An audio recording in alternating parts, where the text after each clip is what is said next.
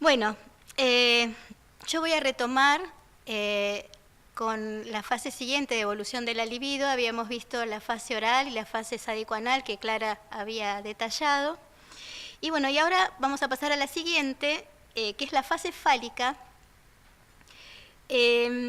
Una fase importante porque, bueno, coincide con la educación inicial y el preescolar.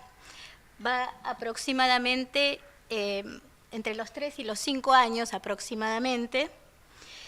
Y bueno, en este momento es bien conocida la íntima relación que existe entre el niño y las preguntas.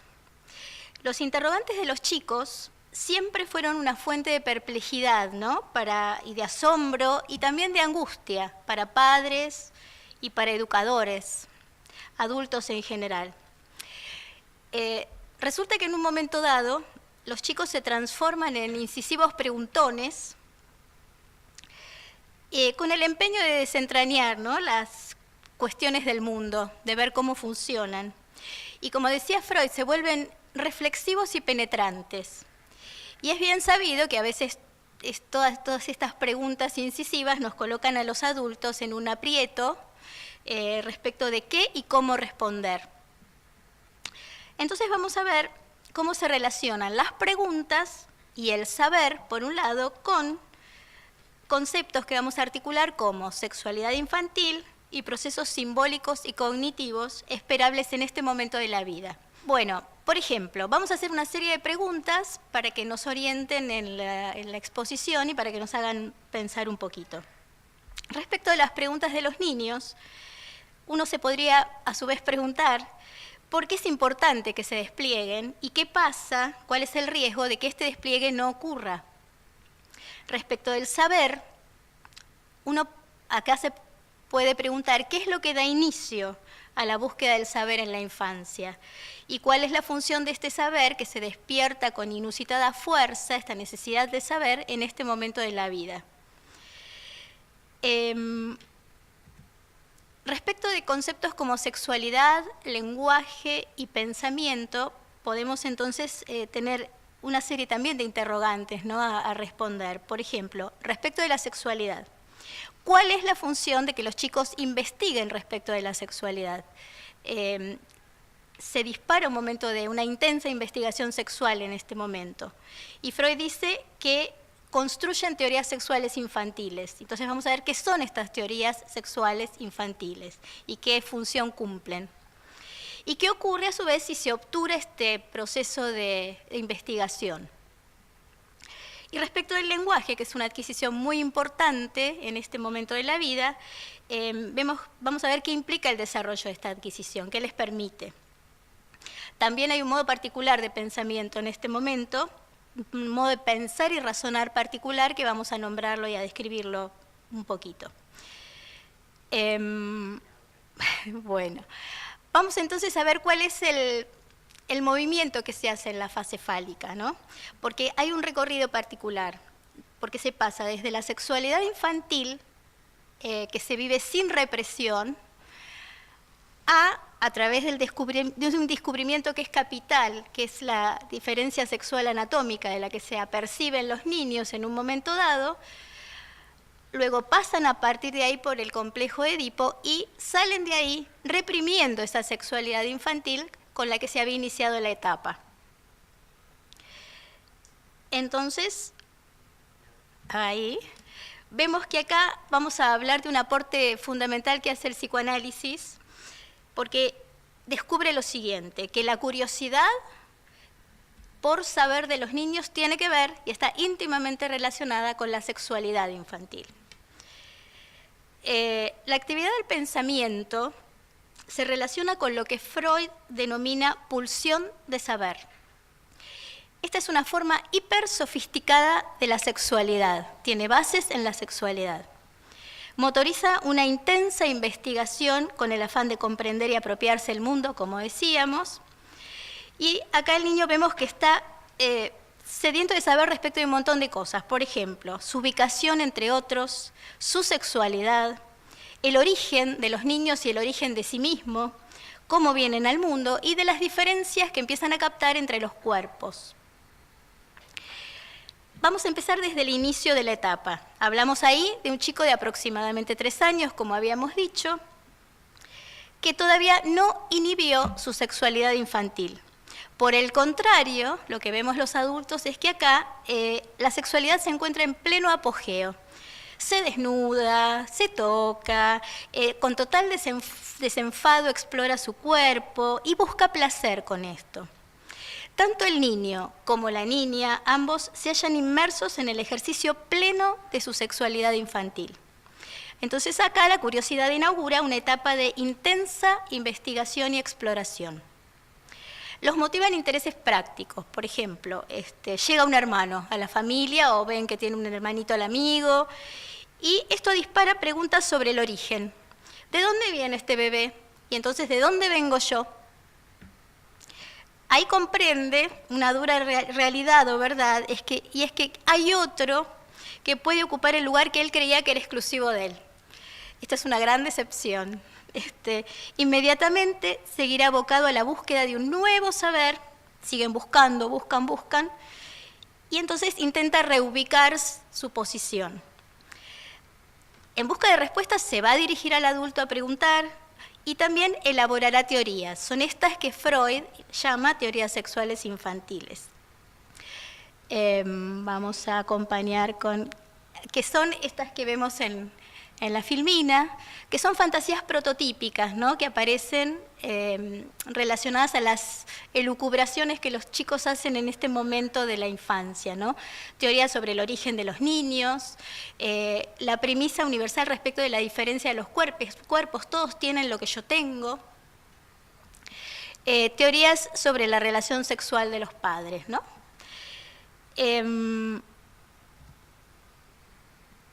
Esta investigación que los chicos hacen, entonces, la van a realizar con los alcances propios del desarrollo mental de este momento de la vida. Entonces, vamos a ver con qué adquisiciones cuenta un niño o niña de esta edad para poder formular estas preguntas y construir estas teorías. Un prerequisito fundamental es la adquisición del lenguaje y, por supuesto, junto con esto, el desarrollo de la capacidad simbólica. La aparición del lenguaje le da la posibilidad de construir relatos que evocan el pasado y anticipar acciones futuras que gracias a que ya cuenta con la posibilidad de representación verbal, es decir, aparece el pensamiento propiamente dicho. Este pensamiento tiene ciertas características. En principio, a esta altura es egocéntrico, centrado en sí mismo.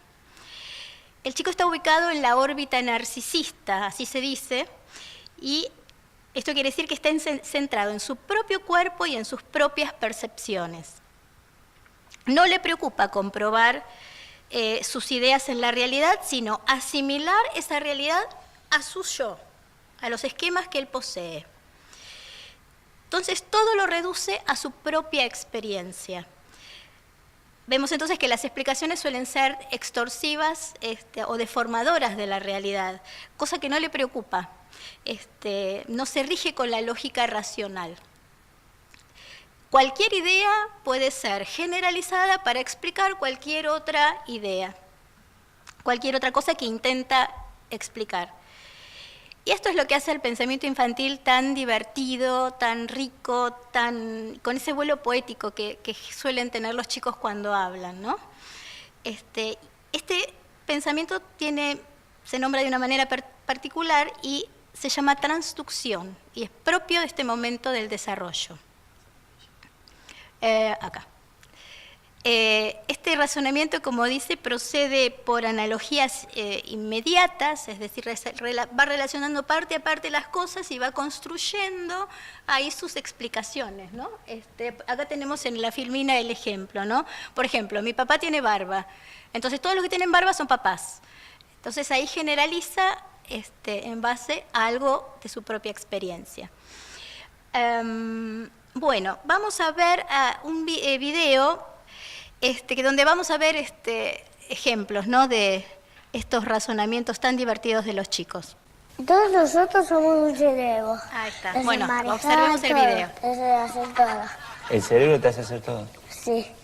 ¿Y los sueños en qué parte de adentro del cerebro están? ¿Qué parece? No, el cerebro piensa, lo tenemos en la frente. En la frente. Sí. ¿Cómo es mi cerebro? Es una pelotita, el cerebro. Pero vos, por ejemplo, yo tengo ganas de hacer pipí y miro el baño de hombre y el baño de mujeres. Y el cerebro me dice... No, no te dice nada. No dice nada. ¿Y por qué entro al baño de hombres? Y porque vos no sos hombre, sos macho. ¿Qué son los mocos? Los mocos los tenemos en la nariz. Sí. Son verdes, de verde. Encima, son como si vos estuvieras amasando una masa y le pones algo verde. ¿Qué diferencia hay entre un óvulo y un espermatozoide? Ah, el óvulo, no, me equivoqué. El intestino grueso. No. Ahí se fabrica la caca. ¿Y por qué se fabrica ahí y no se fabrica en otro lado, Pablo? ¿Por qué se fabrica ahí y no se fabrica en otro lado? Porque ahí es lo más mejor. Ahí sí. Si hay que fabricar caca, que sea en el intestino grueso, ¿no es cierto? Sí. Esto que tenemos acá, que puede manejar los pies, los maneja los pies, porque mira, ¿ves? ¿Y cómo se llama? Porque ahí te estás agarrando... No, a donde maneja las cosas. ¿Qué te está...? Ah, acá, las articulaciones de acá. Sí, a donde vos el pie. Eso. Pero el pie lo mueve el cerebro. Sí, porque tiene un poco de ganchito, los conecta ahí y después se conecta con todo el cuerpo, escucha todo. ¿Cómo Lo que hablamos, fabrica la voz del cerebro y ahí... el cerebro hace todo? Sí, Bueno, decime... porque está en el fin de la cosa, Sí. el fin de todo el cuerpo y también maneja todo. Cuando tenés ganas de hacer pis, ahí haces. Vas al baño y haces, te ayuda a caminar ¿Dónde se guarda el pis? en una bolsita. ¿En dónde está? A donde está el pito. Y ahí, por ahí haces pis. Ajá. Y los dientes, porque a algunos les sale así, a otros les salen todo torcido, otros se tienen que poner ortodoncia.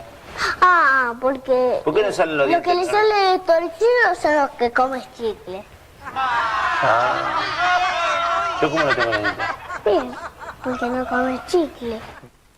Y mi tía, ¿sabes cómo se llama? Verónica.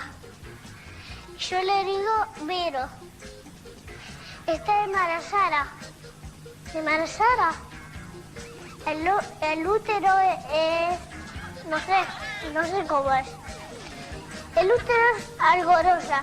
Es una rutita que ahí está el bebé. Y acá mira. En el pecho, en todo el lado me picaron los mosquitos. Voy a salir más por la televisión, más. ¿Lo podemos parar ahí? Y volver al... Todos nosotros... Ok. Bueno, acá lo que observamos son justamente esta manera particular de pensar de este momento de la vida, que tiene que ver con este razonamiento que llamamos transducción, ¿no? Una forma muy específica de razonar en este momento. Y veíamos los ejemplos en lo filmado. Entonces, hasta este momento, la realidad para ambos sexos no había estado atravesada por el reconocimiento de las diferencias. A partir de la experiencia del cuerpo propio y de los elementos de los que dispone, saca conclusiones. Todos tienen lo que yo tengo. Y como vemos, este es un razonamiento como el que hablábamos, claramente transductivo, con esta lógica particular de este momento de la infancia. Ahora bien, la curiosidad de los chicos sigue tallando y en un determinado momento esto lo va a conducir a un descubrimiento capital, que es la percepción de la diferencia sexual anatómica. Freud sostiene que el darse cuenta de esta diferencia que es biológica en principio de los cuerpos y que acaece en este momento particular de la vida, es también un hecho psicológico que producirá en el niño una conmoción de importantes consecuencias. ¿Por qué? Porque comienzan a organizar su realidad de otra manera y se dispara el derrotero del tan mentado complejo de Edipo. Ellos deben rendirse ante el hecho observado de que hay una diferencia anatómica de los sexos y reconocer que algo les puede faltar.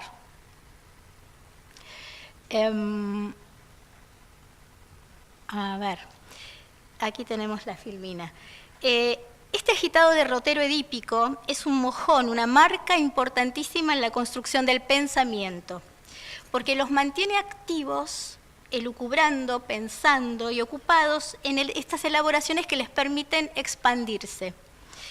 El reconocimiento de estas diferencias anatómicas les va a permitir ir de una posición egocéntrica, centrados en sí mismos, en la que prima el propio punto de vista y que no acepta reglas compartidas, a arribar finalmente, cuando termina esta etapa, a estar listo para aprender a coordinar sus intereses con el de los demás.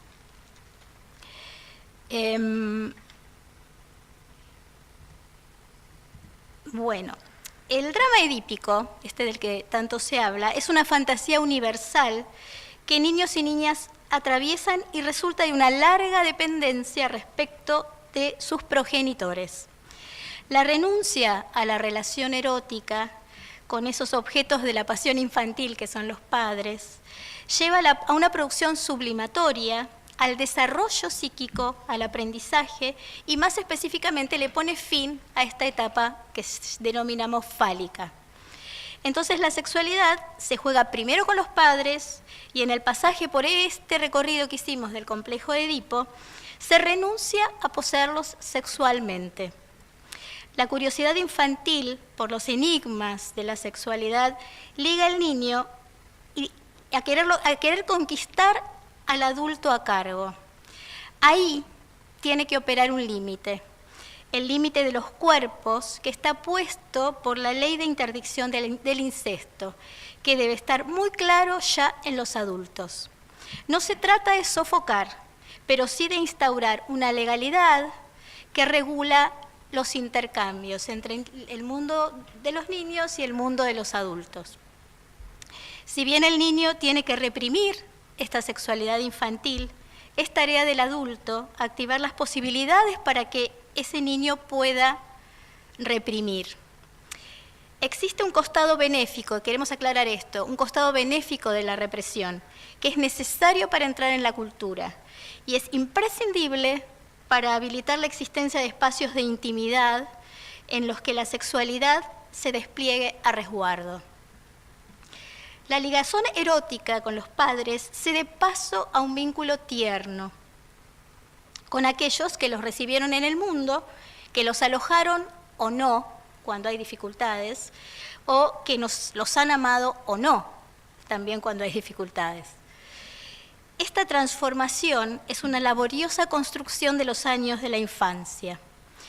La ternura, así como el respeto, la vivencia de la alegría de vivir, el amor, no son meramente cuestiones de la moral o de las canciones románticas, ¿no? Sino que son una dimensión real de la experiencia.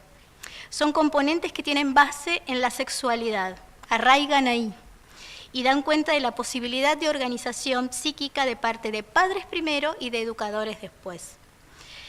Estos se van a constituir en transmisores de la ley.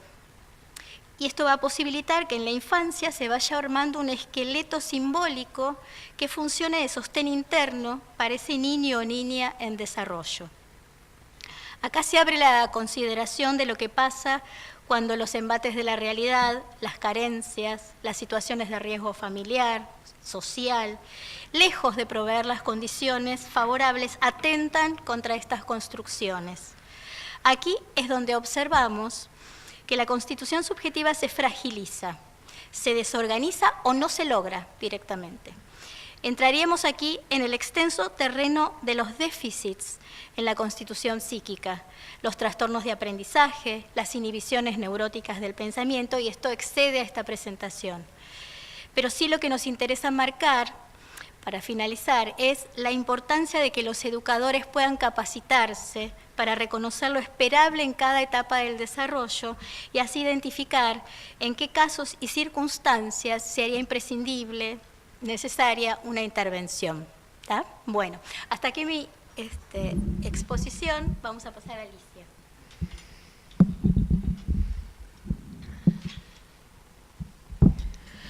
Bueno, así como venía diciendo Sandra, nosotros vamos a seguir ahora con el despliegue y el desarrollo del niño. En este momento nos encontramos en avanzando hacia los inicios de lo que llamamos latencia.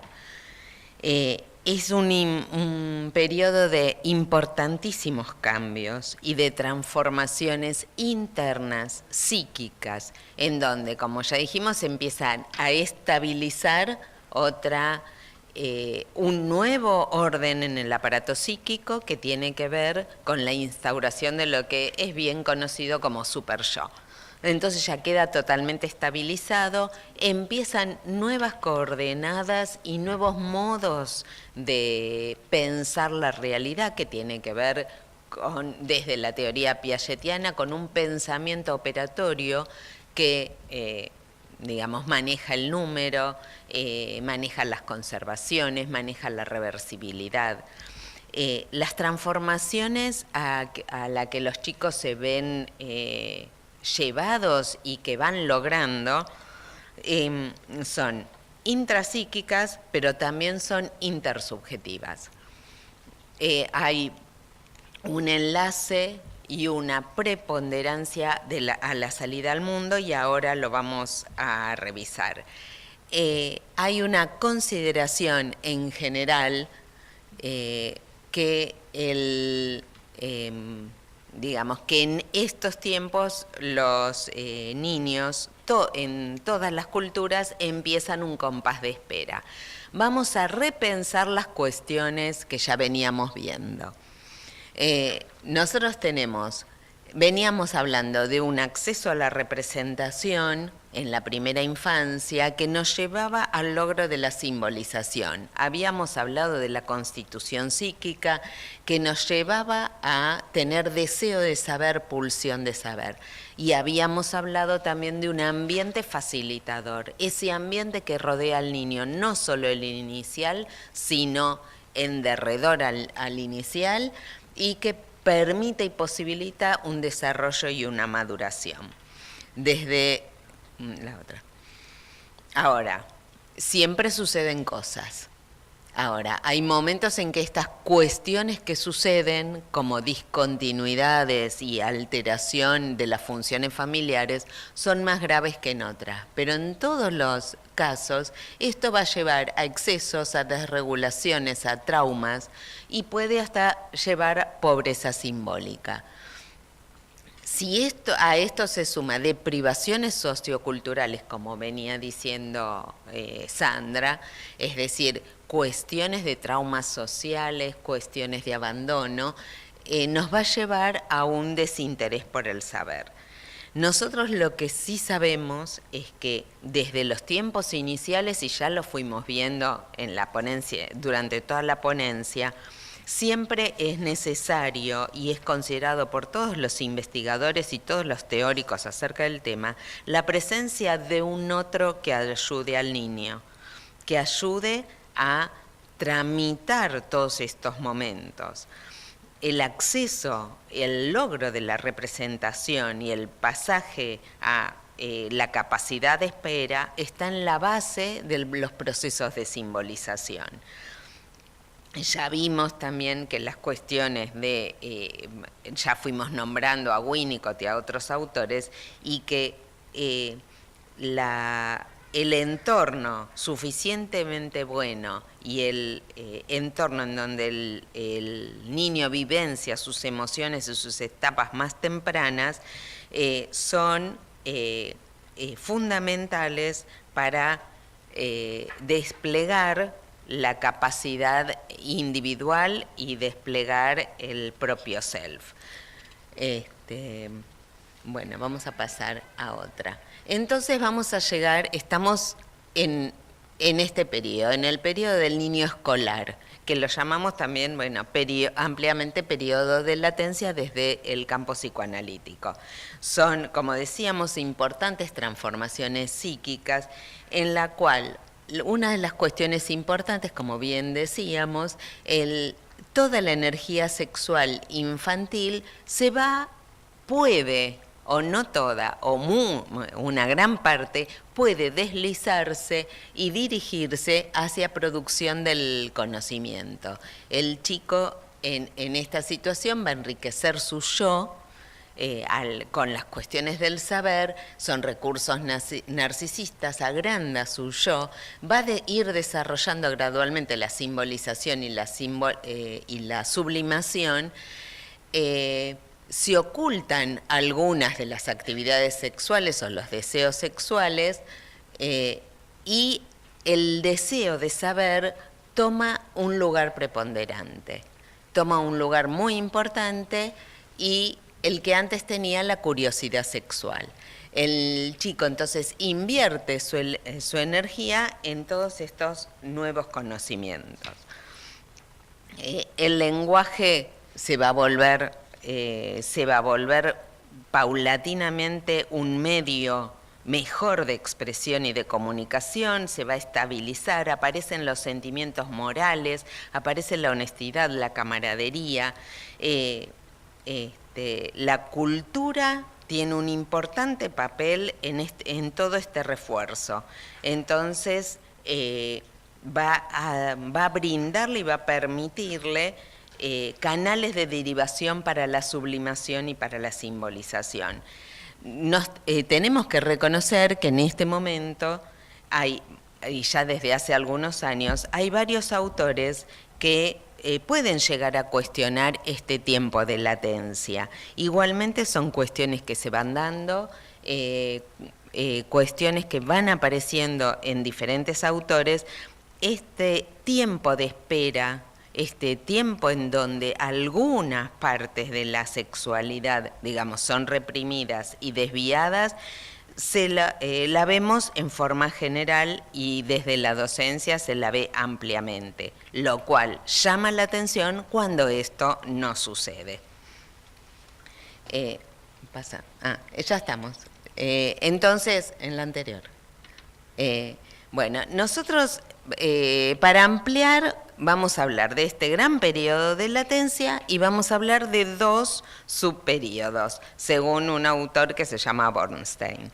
Va a haber un primer tiempo que lo llama latencia temprana, en donde lo más interesante es que se da un gran desarrollo del yo y comienza toda la capacidad y el control sobre la demora de las descargas inmediatas y sobre los impulsos. Intentan, lo que más se ve en este momento es el control de la motricidad y todos nosotros lo vemos y sobre todo en la escuela se ve, son los chicos que no logran quedarse quietos y están intentando el control de la motricidad.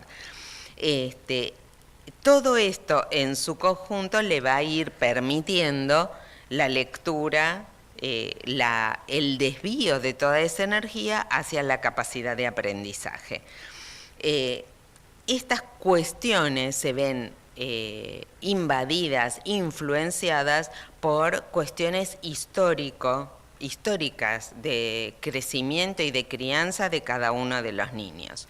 Lo que también vemos en este momento es que en este momento se van a empezar a desplegar todo lo que son juegos reglados, ¿sí? Lo cual nos da indicios del lazo que estos chicos empiezan a tener con la ley en general, la ley para todos, ser uno más en el medio social.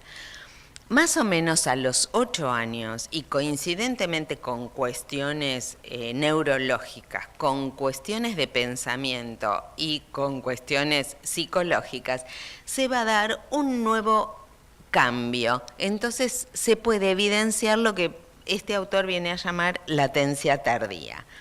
Es muy interesante esto porque se va a consolidar el yo, se va a ir consolidando mucho más la cuestión de la identidad, pero también hay algo muy interesante que son las cuestiones de la valoración de sí mismo y valoración del otro.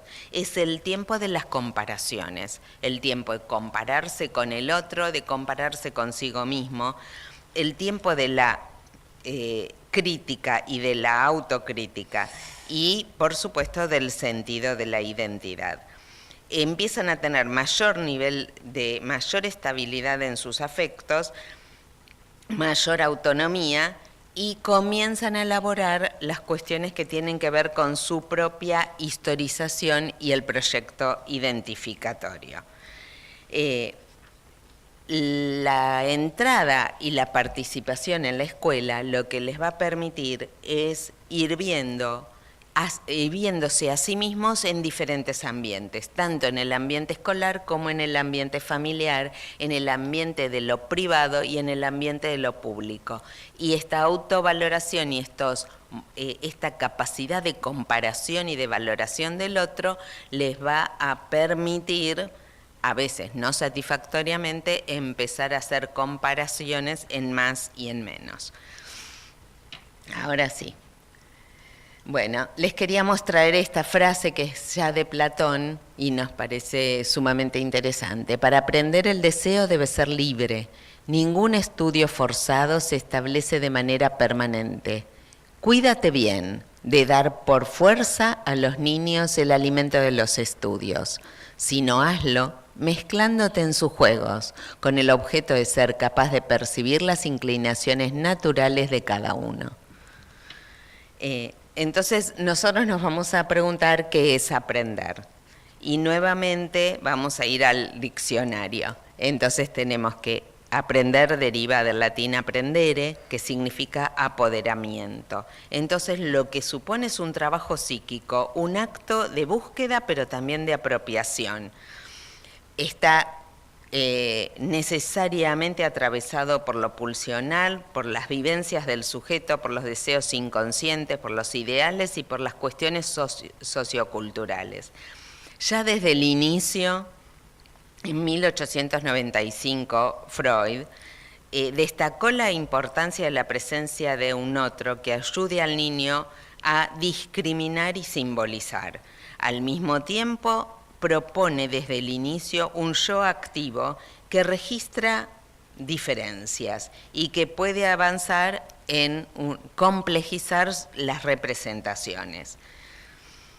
La escritura, decimos, está ahí. La escritura, la narración y la lectura implican una posición como sujeto activo y deseante de saber, pero también implican necesariamente a un otro que lee y que escucha. El niño que escribe, lee y relata lo hace para sí, pero también lo hace para otro. Nosotros vemos muchas cuestiones de desvalimiento y situaciones de riesgo.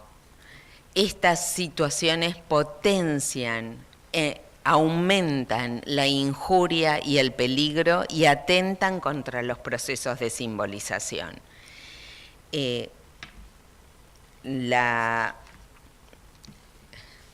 Ahora les vamos a presentar qué pasa cuando todo esto viene, digamos, incide, viene atacado, viene peligrosamente desestabilizado.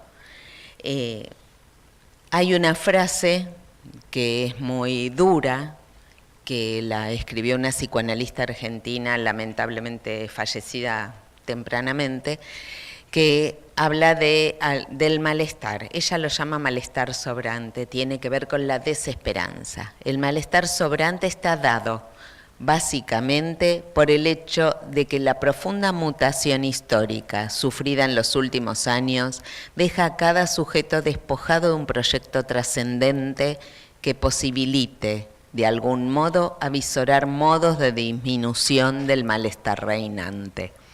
Con eso nos encontramos. Entonces, ahora les vamos a presentar brevemente el programa de investigación de extensión. Nosotros estamos desplegando desde el año 2001 un programa de extensión que tiene un equipo docente y un equipo de estudiantes universitarios con los cuales trabajamos en forma continuada desde el 2001 en hogares de los llamados anteriormente hogares de tránsito o llamados ahora hogares convivenciales. En esos hogares están alojados niños que judicialmente fueron separados de sus familias de origen y están a la espera de una revinculación con su familia de origen o de una adopción. Estos hogares, que inicialmente se llamaban de tránsito, han cambiado su nombre por hogares convivenciales, porque realmente nunca fueron de tránsito. Los chicos entran a un hogar de tránsito y se vuelve un hogar permanente. Y el mismo nombre del hogar, que se llama hogar, digamos, denuncia que, bueno, las funcionalidades de un hogar y no de un lugar pasajero que no sería un hogar. Nosotros formamos todo un equipo que se fue modificando, pero sin discontinuidades estamos trabajando todos los años desde el 2001 en hogares convivenciales con los cuales tenemos un convenio firmado desde la Universidad de Buenos Aires. En esos hogares nos encontramos con chicos afectados, heridos, dolidos en su primera infancia y despojados de lo que nosotros llamamos la infancia. La capacidad de jugar, la capacidad de aprender, la capacidad de ser amigos, la capacidad de sentirse amparados por un adulto. Les queríamos presentar algunas reflexiones. No, todavía no.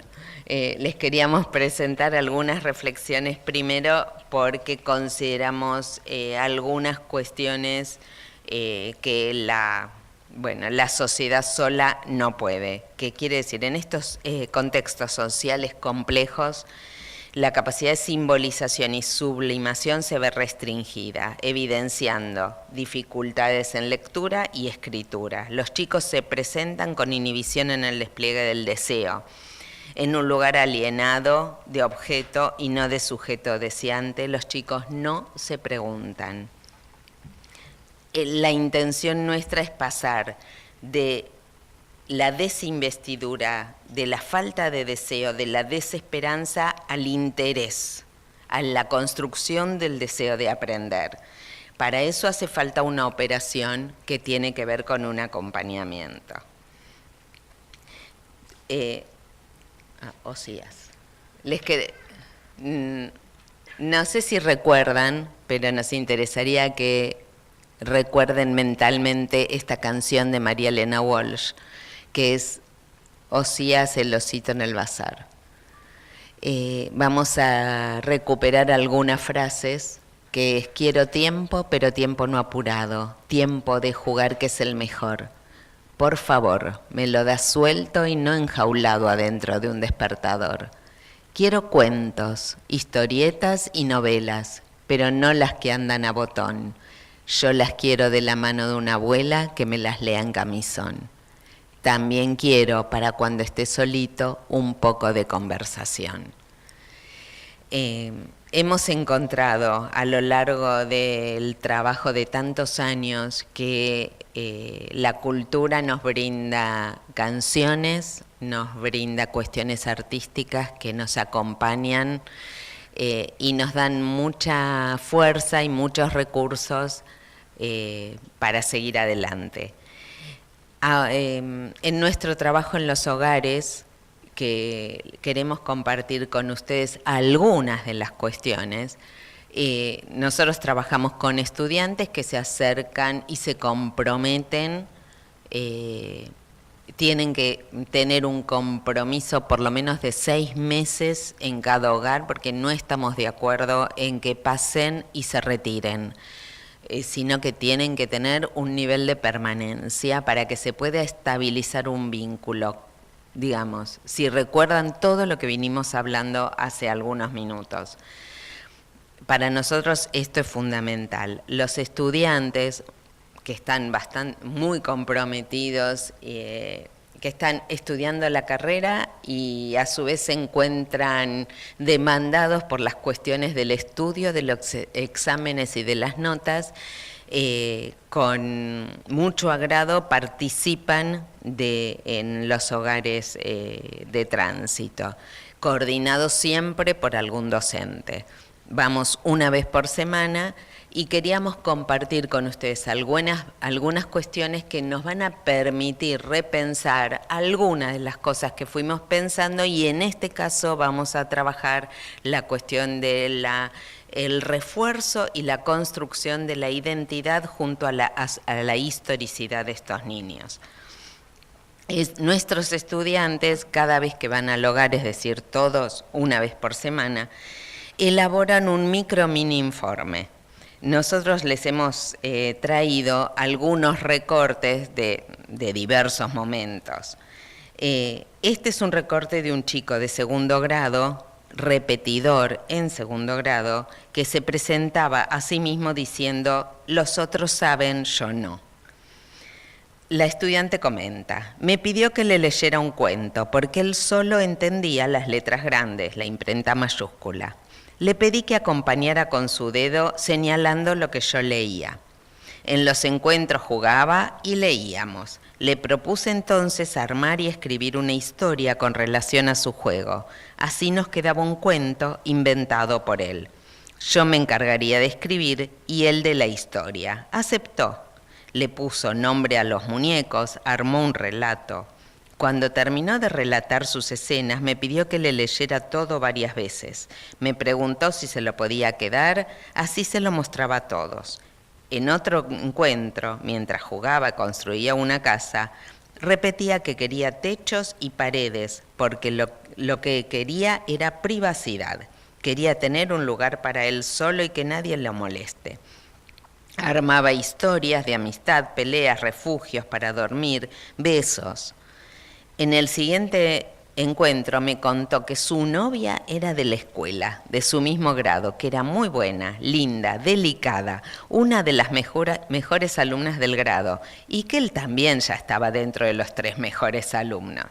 Las semanas siguientes armamos títeres y me pidió que escribiera: los superhéroes se encargan de defender a la gente. Uno se llama prohibido fumar, otro se llama prohibido pegar, otro prohibido jugar con pistolas de verdad y otro prohibido tirar basura en el piso.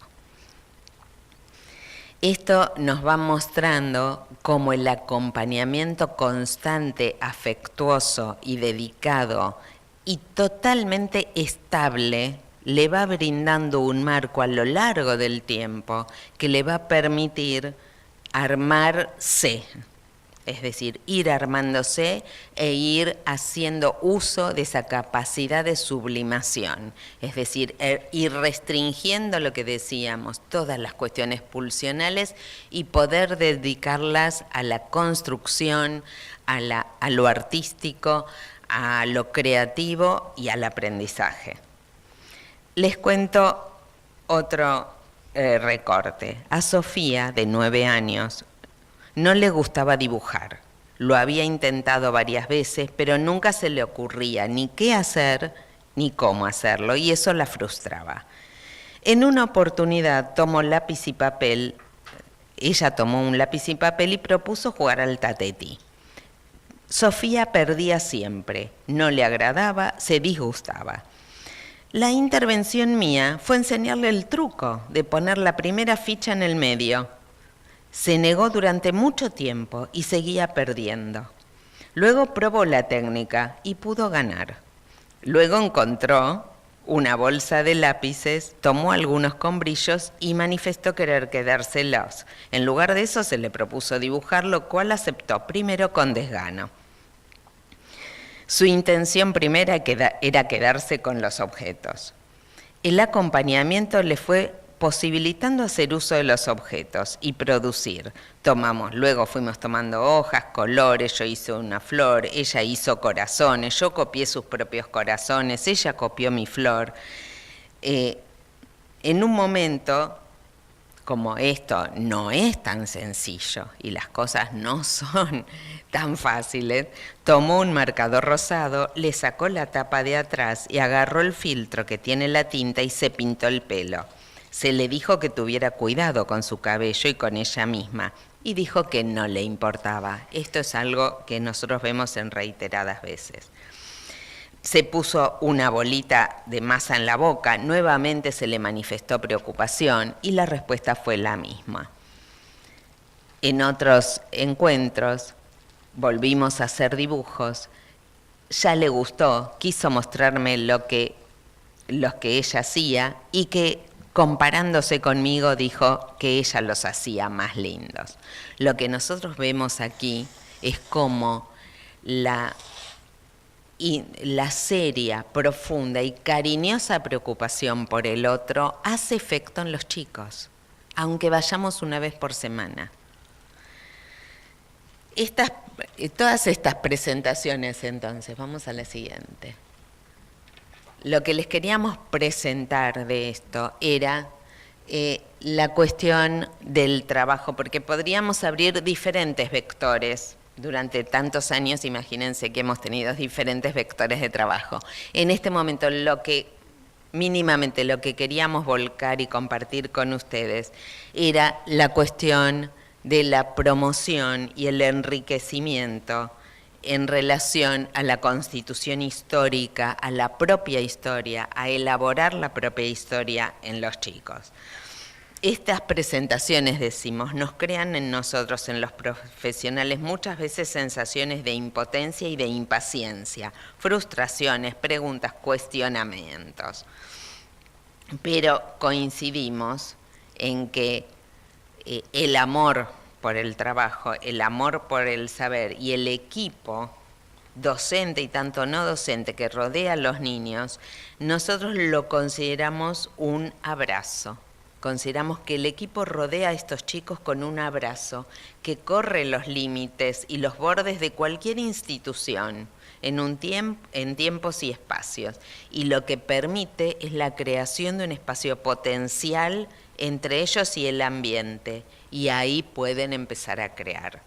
La creatividad como única salida y de posibilidad de transformación. Por eso les traíamos lo de Osías el osito. Nosotros trabajamos con estos chicos y en muchas cuestiones trabajamos la cuestión del ser humano que se historiza a sí mismo y crea su historia y reconoce su historia. No nos podemos olvidar que muchos de estos chicos llegan a las instituciones sin nombre, sin documentos. Muchas veces eso es todo un recorrido que deben hacer. El chico es antecedido por sus padres con historia en términos generales y en la mayoría de los casos, pero muchas de las cuestiones que hacemos con los chicos y que se hacen en las escuelas les permite a los niños reensamblarse, rehistorizarse y reconstruirse. Construir una historia es establecer y crear lazos, es simbolizar, es dar sentido y les da una sensación de unidad. Por eso, digamos, nosotros volvemos a insistir en la estabilidad y la permanencia de los tiempos y los espacios y los lugares. Bueno, la próxima. Estas son imágenes, las imágenes que ustedes vieron, son imágenes que son de los hogares. Son imágenes ya bastante antiguas, tenemos muchísima precaución y preocupación porque no se difundan las imágenes de los chicos. Vamos a trabajar con ustedes la cuestión de las carpetas y o cuadernos. ¿Por qué? Porque implementamos nosotros en nuestro trabajo la cuestión de carpetas y cuadernos. Y en las escuelas se usa. Les vamos a contar un recorte de un informe. Camila, de 7 años, cursa 2º grado, está en un hogar. Camila le pidió a una de las estudiantes que le hiciera la carátula de música con su nombre y apellido, porque ella se había equivocado. Yo, dice la estudiante, traté de disuadirla para que la intentara hacer ella misma, su propia carátula, tal como le saliera, pero no hubo caso. En ese momento yo recordé que mi mamá me hacía las carátulas, porque mi mamá tenía una letra hermosa y me las hacía re lindas. Todos queremos carátulas espectaculares y solo los grandes consiguen hacer una letra perfecta o eventualmente se usa la computadora. Y en ese momento me pregunté, ¿hasta dónde ayudo a los chicos? ¿Hasta dónde sigo insistiendo en que la haga ella? Si me guío por mi propia experiencia, recién en la secundaria ya hacía mis propias carátulas. Entonces ella le hizo la carátula del cuaderno a esta niña. Lo que nosotros vamos a decir es que el cuaderno o la carpeta es otro modo de presentación personal que se le exige al niño en su participación escolar. No es un útil escolar más, no se trata de cualquier herramienta, sino que lo representa. Es su modo de estar y de aprender en el mundo. Nos habla de él, de su pensamiento y de su identidad. Camila, esta nena, demandaba ayuda para embellecer y presentarse más bella. Los cuadernos y las carpetas simbolizan el deseo particularizado por cada niño que tenemos desde los equipos profesionales. Lo que pensamos y generamos en cada una de las situaciones y a su vez constituyen un vehículo que facilita para ese niño la inscripción del nombre propio, el nombre como significante que representa ese sujeto. Funciona como ordenador y es la carta de presentación de los chicos. En este sentido, les vamos a comentar otras cuestiones de los hogares que nos resultan sumamente interesantes. Todos los chicos tienen en los hogares carpetas. Tienen carpetas en donde guardan sus producciones. Entonces, lo que consideramos de las carpetas es que son un recubrimiento envolvente que aloja y cuida las cuestiones. En estos hogares de tránsito nosotros tenemos más o menos 20 chicos por hogar. Imagínense que si en una casa se pierden las cosas, imagínense cómo se pierden en estos hogares. En un momento, gracias a haber ganado un subsidio de Ubanex, pudimos conseguir unos baúles a los cuales les pusimos candado para guardar todas estas producciones, que primero nos hacíamos mucho problema pensando que los chicos no iban a estar de acuerdo en que sean guardados bajo candado. Craso error. Los niños felices de que las carpetas y sus producciones perduren a lo largo de los años. Es decir, que nosotros lo que fuimos haciendo con eso, que surgió a posteriori, fue historizar el recorrido de cada uno de los niños en la institución. Ejerció un efecto pacificador, la carpeta era reconocida como propia y se producía y se engrandecía el valor simbólico de las producciones de los chicos, que no era el objeto así, sino en lo que guarda ese objeto. Lo que también les queríamos decir era que esta experiencia lo que hizo fue permitirle a todos los chicos cubrir los vacíos representacionales a los cuales están expuestos por las alteraciones familiares que viven. Entonces los niños miraban sus carpetas, las abrían y decían, esto lo hice cuando era más chiquita, esto lo hice después, esto lo hice cuando estaba tal, y nombraban lo hice con tal persona o tal estudiante. Entonces iban historizándose. Les vamos a leer otro de los recortes de los estudiantes que con toda la frescura nos acercan mucho más a lo cotidiano de estas vivencias. Al verme, G me preguntó por su carpeta. Le dije que iría a buscarla al baúl el lunes anterior le mostré que había una carpeta para él que le pusimos su nombre y que lo aguardábamos en el baúl. Me pidió acompañarme, le dije que no, que me esperara. Al bajar estaba esperándome donde justamente me había prometido. Le di entonces una hoja. Al principio era pasar de una hoja a otra haciendo cualquier garabato y unas líneas para inmediatamente pedirme otra. No podía decir nada de los dibujos, no dejaba que le pregunte. Quería llenar su carpeta de dibujos como tenían los otros. Recién ingresó al hogar, aún todavía no logró instalarse en él, pero se lo notaba muy interesado en ver todas las carpetas y en llenar la propia. En otro informe de otros de los estudiantes, les queríamos contar que trabajamos con chicos de meses hasta también 3 años en un grupito. Cada uno de los chiquitos ya reconoce su carpeta, la reconoce como propia y reconoce la de los demás. Muchas de ellas solo tienen hojas en blanco, en ocasiones son un elemento que ellos llevan y cargan para deambular por el espacio. Les funciona como elemento ordenador, es y vuelve a ser para estos chiquititos su carta de presentación, porque ante la llegada de un nuevo niño, ellos les enseñan sus producciones.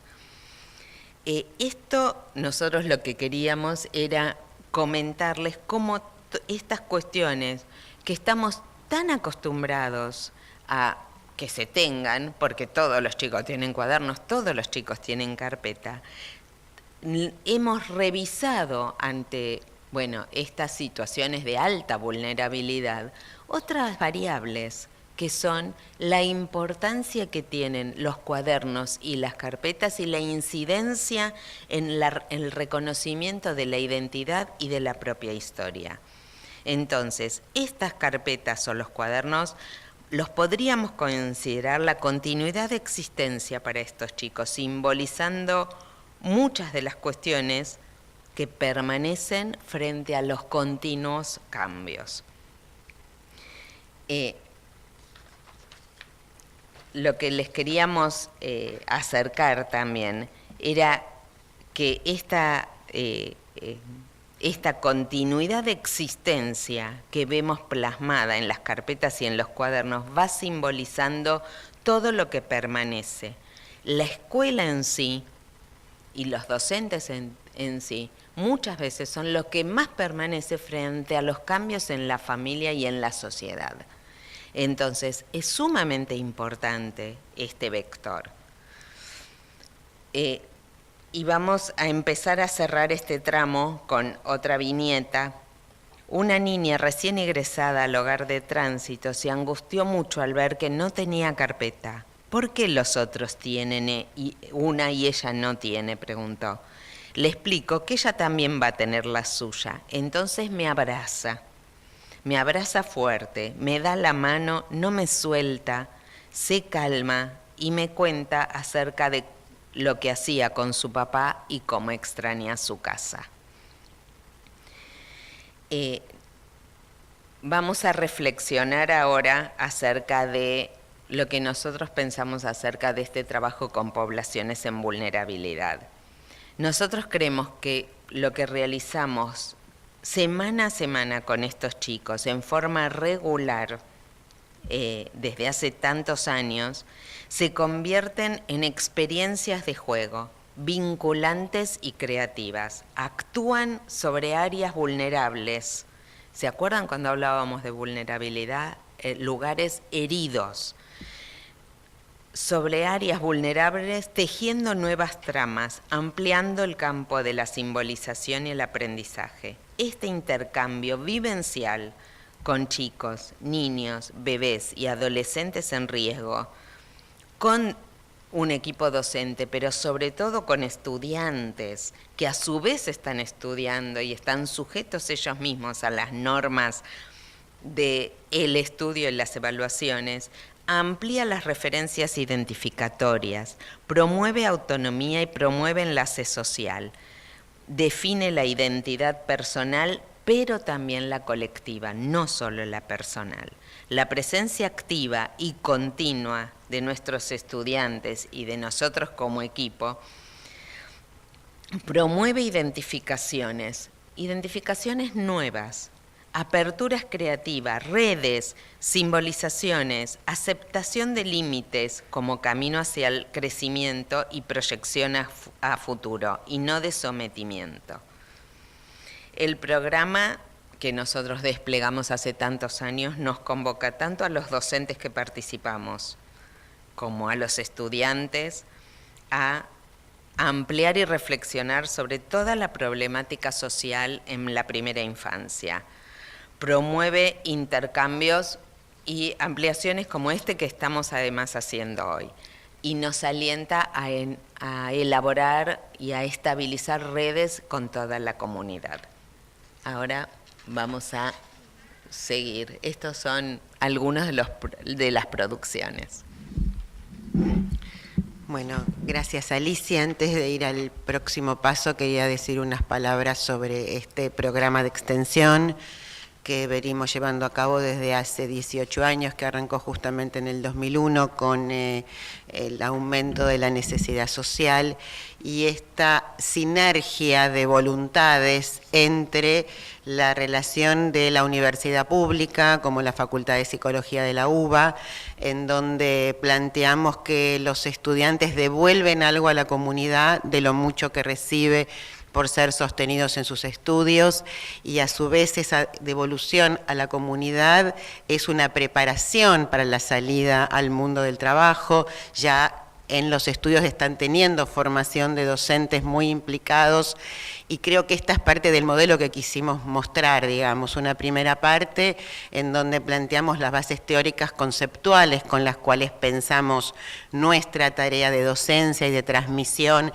en la universidad, pero también agradecemos este espacio para que eso derrame a distintos agentes que están transmitiendo esta tarea de transmisión de conocimiento para que nos empoderemos en los cambios que podemos lograr para toda la comunidad, que es lo que hacemos con el programa de extensión, que es una transformación en la vida de estos niños a través de los vínculos significativos y muy implicados, tanto de los docentes, como comentaba Alicia, como de los estudiantes, que realmente tienen una frescura y un deseo de encontrarse con los niños que casi es irreemplazable. O sea, a veces hacen mejores transformaciones que lo que haría un psicólogo que está trabajando en su consultorio, porque ellos pueden permitirse traerle un regalito, traerle una golosina, aceptar un intercambio corporal, una cantidad de cuestiones que a lo mejor no son los comunes en el mundo profesional, y me parece que esto, bueno, muestra un poco los resultados que vamos teniendo, que son niños que no repiten, bueno, ya ahora no se repite, pero al principio una de las cosas que a partir de niños que tenían dificultades en las escuelas, la ayuda del estudiante y supervisado siempre por el docente, porque esta es un poco la idea, cuando uno trabaja con infancia vulnerable, siempre es importante la supervisión, porque al principio los niños, los estudiantes, cuando se encuentran con un niño que ha pasado situaciones traumáticas, que es violento, que le pega, que a lo mejor tiene violencia, necesitan mucho saber qué implica esa acción desregulada del niño, esa impulsividad, y eso solamente es posible si hay la supervisión de los docentes, de los profesionales, que conocemos un poco qué es lo que nos dice el niño con esto, y entonces eso ayuda a que el estudiante se pueda seguir quedando, que no se sienta, que no escape a esa situación, sino que la pueda sostener. Somos como las muñecas rusas, uno sostiene a otro y la universidad pública nos sostiene a todos, digamos, y creo que esto, bueno, es parte de lo que queremos mostrar. Ahora vamos a pasar a otro aspecto quizás un poco más árido, que es el aspecto de la investigación. O sea, al mismo tiempo, nuestro equipo, o sea, son dos equipos, yo dirijo el de extensión, que la codirectora es Alicia Dubkin y que realmente hace una tarea de un compromiso muy fuerte en este trabajo desde hace muchos años, y ahora vamos a presentar algo sobre el equipo de investigación de UBASIT, que a su vez hemos obtenido, bueno, desde el 2001 tenemos subsidios de UBASIT y también de la Asociación Psicoanalítica Internacional, en los cuales Sandra Casabianca también es miembro de este equipo. Ahí están, tenemos asesor metodológico, distintos investigadores. son equipos que también logramos subsidios internacionales, con los cuales tenemos que hacer presentaciones bastante más conceptuales y metodológicas, y vamos a presentar sucintamente una metodología también de investigación, de la cual surgen algunos de los resultados que después aplicamos tanto en los programas de extensión como en la clínica psicoanalítica que todos hacemos, porque todos trabajamos también como psicoterapeutas y entonces, bueno, tenemos distintas fuentes de información teórica, pero distintas aplicaciones de nuestras prácticas, que creo que eso hace una sinergia que también hace más rico todas nuestras actividades, tanto en los consultorios como en la docencia, en la transmisión, en la investigación y en la extensión. Así que, bueno, voy a presentar un poquito, este es el equipo. Y lo que un poco hemos tomado como objetivo de investigación es vuelco, así creo que me empezaron a darse cuenta, este vuelco entre un paradigma de considerar el sujeto solamente desde lo intrapsíquico a tomarlo desde lo relacional. Y bueno, y algo más que por ahí no dije antes con respecto a lo transsubjetivo que habíamos hablado antes, el proyecto de extensión es un modo de transformación de lo transsubjetivo también, donde hay algo que tiene que ver con lo institucional, que puede también tener efectos intersubjetivos y también intrapsíquicos en cada uno de los niños. Entonces, la unidad de análisis de nuestra investigación, en este caso, es el vínculo primario, es las interacciones, y trabajamos sobre lo intersubjetivo en un concepto que es la regulación afectiva, que es la regulación afectiva diádica, la autorregulación y la desregulación que presentan los niños y su relación con el funcionamiento reflexivo de los padres a partir del estudio del juego adulto-niño. Esta es una investigación que se basa en observaciones minuciosas de videos, donde también hacemos una relación entre lo observable y lo conceptual, y pasar de lo observable a lo conceptual. El marco teórico, vamos a tomar algunos puntos porque también es un proyecto que tiene muchos otros proyectos que hemos venido realizando también desde el año 2001 en forma ininterrumpida, con un equipo realmente muy activo. Y los conceptos que vamos a tomar en esto es regulación afectiva, funcionamiento reflexivo parental, y juego lo vamos a tomar muy poquito porque, bueno, por una cuestión de tiempo, pero también tenemos muchos desarrollos con respecto al tema del juego. ¿Qué es la regulación afectiva? Es la capacidad de controlar y modular nuestras respuestas afectivas. Los afectos son la expresión cualitativa de la cantidad pulsional y sus transformaciones. Y es un sistema motivacional independiente de la autoconservación y la sexualidad. Y sus fallas pueden producir trastornos en el apego y en la regulación de impulsos que puede venir en desarrollo psicopatológico. Quiere decir que nosotros partimos primero de un momento, como les hablamos, de autopreservación, autoconservación, sexualidad infantil, y el afecto es un concepto que está ligado a la teoría psicoanalítica como algo que manifiesta lo pulsional, pero también como algo que tiene su propio desenvolvimiento a partir del estudio de la interacción. O sea, el concepto de vínculo tomaría más lo que es intrapsíquico de cada uno de los que está en la interacción, y el concepto de interacción tomaría lo observable de la interacción, aquello que vemos en el estudio de videos. Y nosotros hacemos esos puentes entre lo conceptual más profundo y aquello observable en una interacción videofilmada. Y el concepto de regulación afectiva nos permite estudiar esto, porque nosotros en las observaciones de videos vemos la transformación que se produce afectivamente entre el adulto y el niño, pero ¿qué efectos tiene esto? Esto no se ve en lo observable. Esto va a tener una implicación más profunda, que lo veremos en la resignificación en otros síntomas que solo podemos ver por ahí en el consultorio o en alguna manifestación que se va dando después con los niños.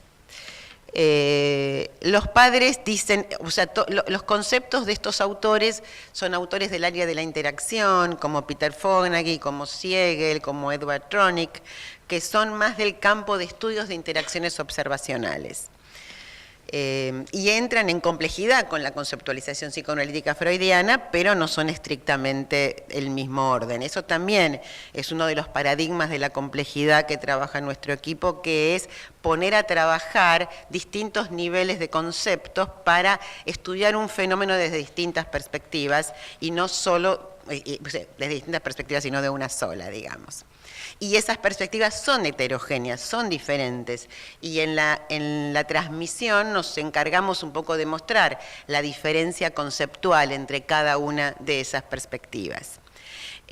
Volviendo al tema de la regulación afectiva, dice Siegel, que es un investigador en neurociencias, que los padres proveen reguladores ocultos, tales como la provisión de calor o de estimulación táctil, oral y olfatoria, que constituyen fuentes de regulación para el bebé. Es decir, no se observan, pero sabemos que hay elementos ocultos en los padres que hacen que alguien pueda lograr calmar a un bebé, o a alguien le pase como a la mamá de Kevin en el video que vimos, que no puede encontrar recursos para calmar a su bebé. Digamos, algo está pasando en los reguladores ocultos, es decir, eso desde la neurociencia, y desde el psicoanálisis diríamos en su deseo inconsciente, en su deseo de ser madre, en muchas de las cosas que le pueden estar pasando en el momento de tener que regular a ese niño, y que, bueno, y que llevan al resultado que observamos de un desencuentro profundo y difícil.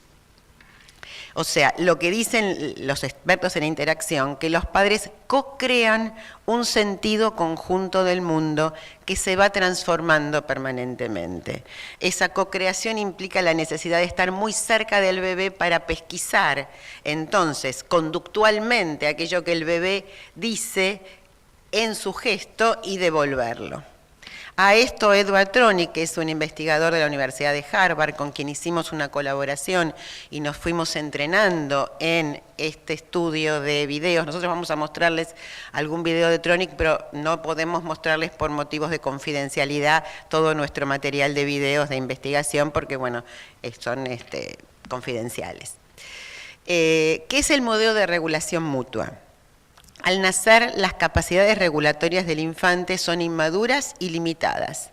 Sin embargo, el bebé está motivado para comunicarse con su ambiente próximo y establecer estados intersubjetivos.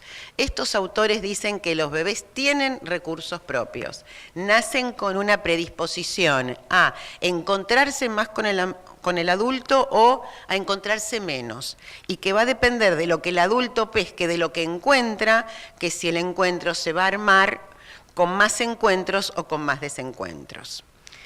El andamiaje regulador y mediatizador que provee el ambiente hace que los bebés no experimenten permanentemente esa insuficiencia y que vayan metabolizando estímulos novedosos cada vez más crecientes. ¿Se acuerdan que hablamos del desvalimiento? O sea, Winnicott habla de esto, y los autores de interacción también, es que si la provisión del lado del ambiente encuentra eso propio singular de cada bebé, el bebé no se percata de cuán desvalido es en este mundo. Y un poco tenemos que engañarlo y no dejarlo que se percate tempranamente. Lo que dice Winnicott, que es cuando un bebé se percata demasiado tempranamente de su soledad, puede sentir la sensación de caer interminablemente. Entonces ese desvalimiento es inundante. No se tiene que dar cuenta, y por eso esa necesidad de tanta presencia y de la creación de esa regulación mutua. Para que esa regulación mutua se dé, hay dos direcciones. Una dirección autodirigida, o sea, donde el bebé no busca que el otro lo regule, sino va encontrando algunos recursos propios tempranos de autorregulación, que pueden ser chuparse el dedo, autoconsolarse, mirar una luz, mirar para otro lado, distintos elementos que no son buscar la presencia del otro. Y ahora vamos a ver qué pasa con esto en el desarrollo. Y la otra dirección regulatoria es dirigirse al otro, o sea, reclamar que el otro venga en su asistencia, llorar, mirar, buscar. Y esto también es un recurso fundamental, cuando vemos que los bebés no buscan al otro, esta idea de ser solicitados por el otro o de solicitar, también ahí hay una retracción temprana que hay que pesquisar.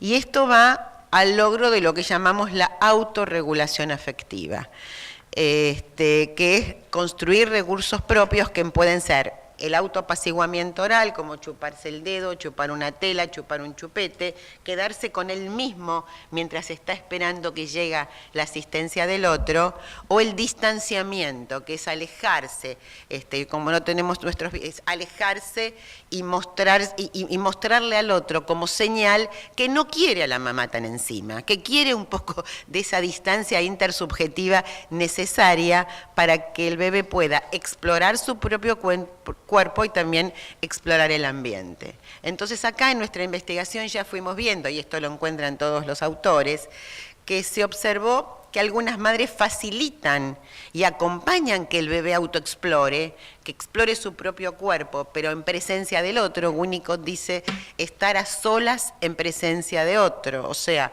poder explorar mientras que el otro sigue muy atento y conectado con el bebé. Pero hay otras que sobreestimulan, que se ponen muy encima y eso produce retracciones defensivas. Si ustedes ven esta foto, este sería un movimiento en el cual el bebé, al chuparse el dedo, mira para otro lado y ahí estaríamos en el límite entre la autorregulación o la retracción, porque tiene que hacer más defensas y una cierta defensa de desconexión cuando hay demasiada intrusividad parental. Entonces acá es donde la sutileza del trabajo en primera infancia y del trabajo en interacción con bebés permite ver cuando la autorregulación es constructiva para la capacidad de espera o cuando la autorregulación es o por soledad o por intrusividad de desconexión. Y esto es algo que tenemos herramientas hoy para percibir. Si el bebé se desconecta o se autorregula, porque quiere estar con él mismo hasta que llega la asistencia del otro, digamos. Y esto es una de las cosas que este tipo de investigación tan minuciosa nos ha permitido conocer. Repetidos fracasos regulatorios de los afectos negativos, es así, otra de las funciones centrales del ambiente es regular y reparar el afecto negativo. O sea, un bebé no puede llorar mucho como llora Kevin en el video, tiene que haber alguna capacidad de reparación del afecto negativo. No es el problema que los bebés lloren, el afecto negativo es necesario, todos tenemos que poder enojarnos, todos necesitamos poder descargar el afecto negativo. El asunto es que haya alguien que lo repare y que no sea demasiado largo el tiempo de afecto negativo. Si hay demasiado fracaso en reparación del ambiente, o sea, nunca el otro logra que el bebé transforme el afecto negativo en positivo, la vivencia es de afecto negativo. Pero un afecto negativo que se transforma en positivo deja más fuerte la vivencia de la transformación a positivo que el exceso de afecto negativo. Entonces ahí es donde lo importante es la reparación y vamos a ver un poquito eso más adelante, que es la transición entre estados no coordinados o desregulados de las expresiones afectivas del infante y del cuidador hacia estados regulados. La desregulación afectiva, entonces, es la atribución del sentido del despliegue emocional del otro que produce efectos negativos y desregulación. Bueno, esto ya un poquito lo vimos. Vamos a ver un poquito. Nuestro trabajo es qué pasa con el pasaje entre la regulación afectiva mutua y la autorregulación que ve el niño. Vamos a ver ahora un video de este autor que se llama Edward Tronick, que dirigió, bueno, ahora está en la Universidad de Massachusetts, pero en su momento cuando hicimos el convenio con él estaba en la Universidad de Harvard y estuvimos entrenándonos con él allí y él vino acá a trabajar sobre lo que llama microanálisis, analizar segundo a segundo las imágenes, que después Sandra les va a comentar un poquito más. Lo que hizo Edward Tronick es hacer una operacionalización de la depresión materna. Es decir, ubicar que cuando las madres están desconectadas, eso sería operacionalizar en el laboratorio la depresión materna y ver qué efectos tiene en los niños. Vamos a ver un video, es un poco impactante. Nosotros hemos aprendido su sistema, pero nuestro trabajo no es sobre el paradigma que se llama cara de piedra, que es el que vamos a ver un poco ahora. Nosotros trabajamos sobre la regulación y autorregulación en situaciones normales de interacción, sin producir producir este efecto de laboratorio que produce Tronic. Pero esto está publicado en internet, así que se pueden ver, pero creo que nos muestra bastante sobre qué es lo que pasa, y gracias a estas investigaciones en realidad se ha logrado mucho trabajo para la depresión materna en Estados Unidos.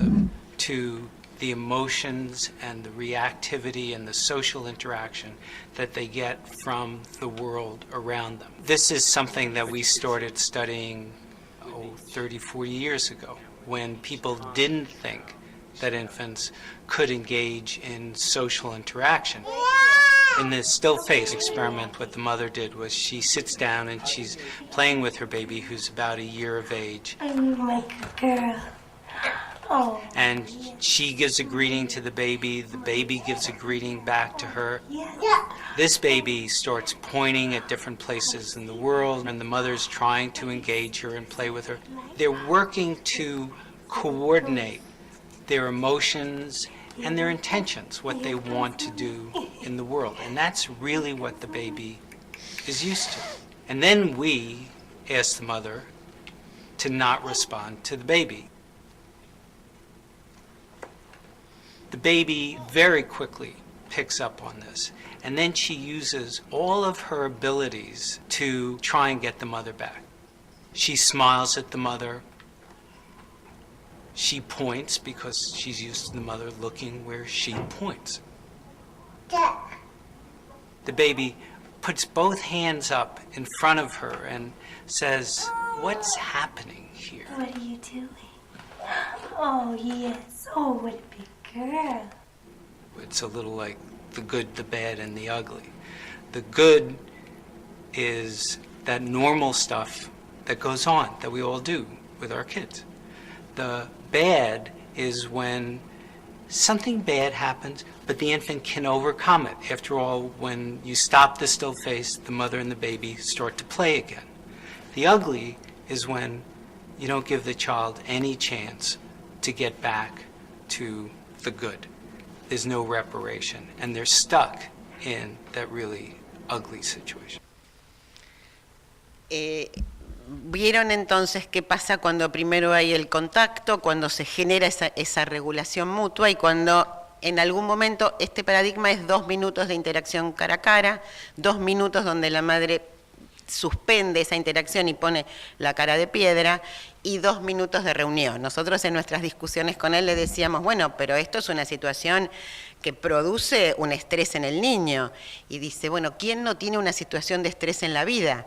Estas son investigaciones que tienen 30, 40 años. Hoy creo que él está cambiando su modalidad de investigar, pero dio un vuelco, así como vimos en lo de Spitz, como el sufrimiento del niño se mostró en estos videos, el hecho de que cuando hay una pequeña pregunta sobre cómo está la mamá o un cambio en el adulto, el bebé se va desregulando, pero tiene una lucha, busca ver si el adulto vuelve. Si esto dura 2 minutos, al volver, ustedes vieron, todo volvió con la normalidad. Pero dice él, si esto es algo habitual, entonces el bebé ya no vuelve a la normalidad cuando hay una pequeña desatención o desregulación. Entonces esa reparación sería lo ugly, lo horrible. Tenemos lo bueno, que es lo que todos idealizamos, lo malo, el afecto negativo que sucede siempre, y lo ugly, que sería lo horrible, que es cuando no se puede reparar lo feo y lo feo sigue permanentemente. Entonces vuelve en esta línea de que lo fuerte es encontrar en el adulto una capacidad de sostener el afecto negativo sin angustiarse en demasía. Cuando un bebé llora, no desesperar, pero ver cómo encontramos la empatía necesaria para construir recursos emocionales de autorregulación que permiten que esos sentimientos penosos y la rabia no sean permanentes y no tengan al niño permanentemente desregulado. Y eso es la necesidad de que haya adultos, por eso muchas de las cosas que ayudan a la regulación, y lo vamos a ver, es los juguetes, los chupetes, los intermediarios entre el niño y la madre. Entonces, desde este punto de vista, ¿cuál es la función del cuidador primario? Regular y transformar los estados afectivos del infante y aportar a la comprensión y simbolización de los afectos. Y ustedes esto va en línea con lo que estuvimos viendo también en el programa de extensión y en los distintos momentos. Otro concepto que también es novedoso y que quiero plantear es el del funcionamiento reflexivo, que es un concepto que viene de Peter Fonagy, que después se desarrolló por Arietta Slate para la parentalidad, y que es la capacidad de percibir y comprenderse a sí mismo, tanto como a los demás, en términos de estados mentales, o sea, sentimientos, creencias, deseos.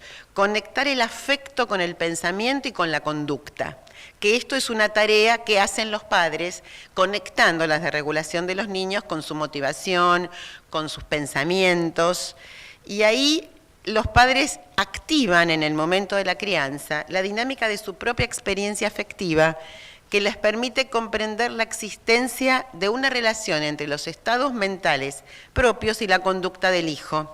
Y así desarrollan un modelo mental de la experiencia interna que va teniendo el chico. Si los padres van tomando conciencia del conflicto que le produce al niño esta regulación afectiva, no saber cómo calmarse, pueden ponerlo en palabras, pueden simbolizarlo, pueden decirlo, esto te enoja mucho, te gustaría que no pase, pero necesitamos hacer esto.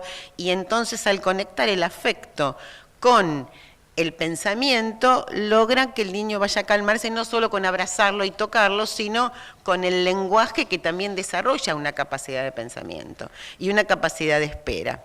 Y acá hay una relación entonces el funcionamiento reflexivo, la regulación afectiva y la parentalidad.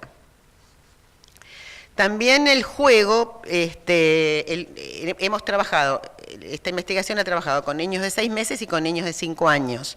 Los niños de 5 años, el juego es el que llamamos juego simbólico, en el cual se reensamblan situaciones según la necesidad deseante del niño. Es un juego como sí, en donde se sustituyen roles, se despliegan nuevas respuestas emocionales. Esto es lo que vamos a llamar el juego simbólico complejo, donde hay un cambio de roles, etcétera. Y esto es otra de las cuestiones que se toman en el juego. Bueno, ahora Sandra les va a presentar la investigación, las etapas. Sí.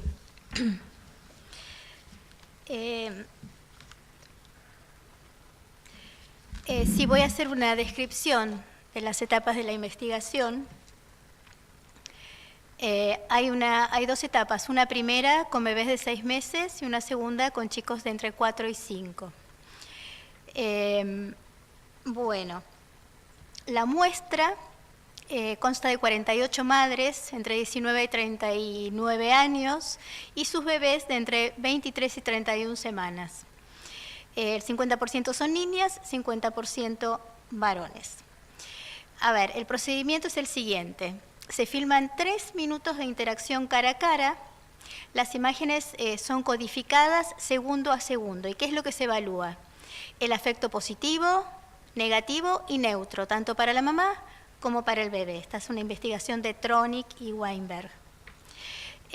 Bueno, esta es una filmina que ilustra técnicamente cómo es. Hay 2 cámaras, una para el bebé, otra para la mamá, se divide la pantalla y así se observa. Ahí va. Se filman 5 minutos de situación de juego libre con juguetes de las madres con sus hijos. Las imágenes son codificadas cada 5 segundos en afecto positivo, negativo y neutro para mamá y bebé separadamente. Eso ya lo habíamos comentado. Esto es lo que... 3 minutos y 5 minutos. Y 5 minutos. A ver, encuentros son estados que se evalúan, ¿no? Son estados de regulación afectiva, es decir, la sincronía y reciprocidad entre la expresividad de la madre y el bebé en un mismo lapso. Y los desencuentros, que son estados de desregulación. Los desencuentros llamados mismatches son habituales en la interacción diádica. Vemos indicadores de autorregulación. El autoapaciguamiento oral, es decir, el niño chupa su cuerpo o elementos de su asiento, su ropa, la mano o los dedos de la madre. Otro indicador sería el distanciamiento. El infante intenta aumentar la distancia física con el cuidador sin dirigirse a un objeto. Ahora pasamos a la segunda etapa que habíamos mencionado, que es con niños de entre 4 y 5 años. Y vemos que las madres fueron entrevistadas con la entrevista de desarrollo parental de 90 minutos desarrollada por Arietta Slade. Y lo dividimos en funcionamiento reflexivo bajo, funcionamiento reflexivo alto. El funcionamiento reflexivo bajo es un nivel rudimentario de atribución de estados mentales al niño. Y el funcionamiento reflexivo alto es la conciencia clara y bien integrada acerca de los estados mentales y objetivos del niño. Y que esto permite comprender aspectos más complejos de las relaciones interpersonales. Vamos a ver dos viñetas, una que ejemplifique el funcionamiento reflexivo materno bajo y otro alto. Empezamos por el bajo. Lo voy a leer de acá. A ver, entrevistador. ¿Cómo? Ok. Sí. ¿Alguna vez esto? ¿Alguna vez te sentís de verdad enojada como mamá? La mamá contesta, ¿como mamá? Sí, como mamá. Y no sé, por ahí molestan estos momentos de berrinche o capricho. ¿Y cómo manejas esto? Al principio trato de que se le pase, de persuadirlo, de darle otra cosa. No sé, de conquistarlo o sacarlo del tema. Algunas veces funciona y otras no. A veces los amarreo y grito. Y él ve que cambia el tono. No es una regla, pero a veces pasa. ¿Qué efectos te parece que tienen estos sentimientos en él? Y, no sé, a veces él trata de huir de eso diciendo que quiere irse a dormir. Y bueno, andate, le digo yo. ¿Qué hace R, el niño, ¿no?, cuando está molesto? Ayer, por ejemplo, estaba molesto porque no le trajimos alfajores. Pero bueno, uno no puede salir corriendo a comprarle todo lo que quiere. Y bueno, lo abrazo un poquito y nada. ¿Y vos cómo te sentís en estos momentos? Trato de que se le vaya esa molestia, pero si estoy apurada y bueno, seguí llorando. No lo puedo complacer en todo. Ahora pasamos a la otra viñeta con un nivel de funcionamiento, ¿cómo? A la misma pregunta que la anterior responde esto. Estamos hablando de funcionamiento reflexivo alto. Sí, de verdad, a veces me siento enojada. Como mamá, sí. ¿Y en qué situaciones te sentís enojada, por ejemplo? Y la madre contesta, cuando decís enojada, ¿decís enojada más yo conmigo o enojada con la nena? Con ella me enojo, cuando siento que hay un momento en que no puedo registrar el límite entre el reto de verdad y el juego. Y conmigo enojada como mamá.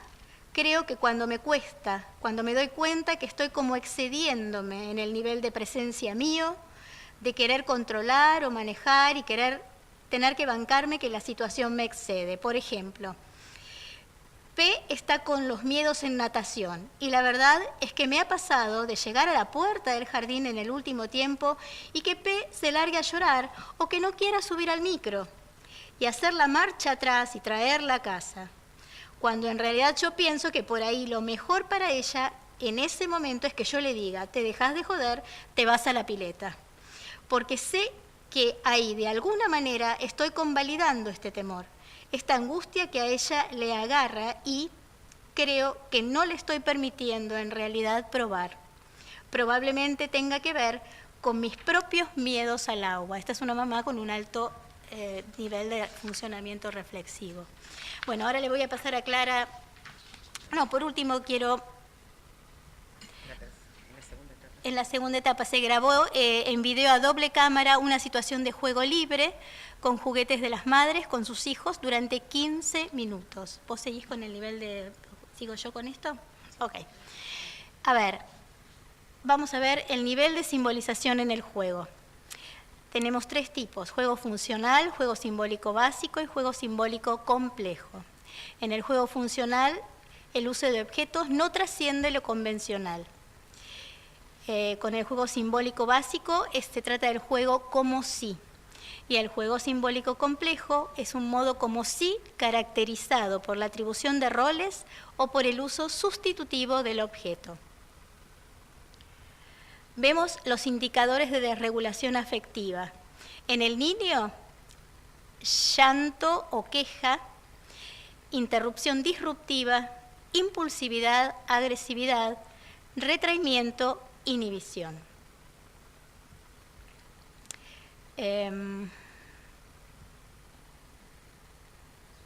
Los indicadores de... Seguís vos, ¿no? Los indicadores De desregulación afectiva. Sí. Estos son los resultados. Por eso son los resultados. Okay. Bueno, antes de ir a los resultados, un poco la idea es que estos análisis de videos se hacen o segundo a segundo, cada 5 segundos o cada 15 segundos, de acuerdo si es a los 6 meses o a los 4 o 5 años, y se tienen que hacer por 2 codificadores que tienen que tener una confiabilidad entre jueces alta, porque para que estos análisis sean confiables y válidos, o sea, válidos tiene que ver con su teoría y confiables es que el análisis tiene una regularidad, y entonces son instrumentos que hemos tomado de estos investigadores a nivel internacional que tienen muy protocolizados los modos de analizar los videos, y entonces eso tiene una confiabilidad entre jueces. Esto nos permite hacer cruces estadísticos y comparaciones y relación entre variables. Nosotros tenemos muchos resultados publicados sobre esto, pero bueno, no los vamos a presentar hoy, que son larguísimos y están en alguna bibliografía que les podemos pasar. Y vamos a ver cuáles fueron los resultados más importantes y qué conclusiones sacamos de estos resultados en relación a todos estos temas que venimos viendo. ¿Qué queremos destacar? Una de las cosas que fueron más fuertes son los indicadores de desregulación, es decir, esa impulsividad en el juego del niño. Cuando el niño interrumpe el juego por impulsividad, por desconexión, tira el juguete, rompe esa línea de juego. Y hemos encontrado que las madres que tenían un funcionamiento reflexivo más bajo, los niños presentaron más indicadores de desregulación. Es decir, cuando frente a la situación de enojo hay menos recursos simbólicos para resolver esa situación. Otra de las cosas que encontramos que en el grupo de díadas que presentaron mayor presencia de indicadores de desregulación, las madres tenían menor capacidad reflexiva para lidiar con situaciones afectivas en la vida cotidiana, y los niños presentaron menor presencia de juego simbólico. Así como Sandra les comentó que el juego simbólico complejo sería aquello que en el juego ficcional puede hacer una atribución de roles, que es decir, dale que yo era tal cosa, dale que vos hacías tal cosa, o dale que este objeto es una casita y entonces armamos un juego con respecto a eso. Esos serían los juegos que llamamos de mayor nivel simbólico. Y lo que encontramos es que en las díadas que en el juego interactivo a los 4 o 5 años los niños tenían más indicadores de desregulación, es decir, rompían más el juego, el nivel de juego simbólico era más bajo.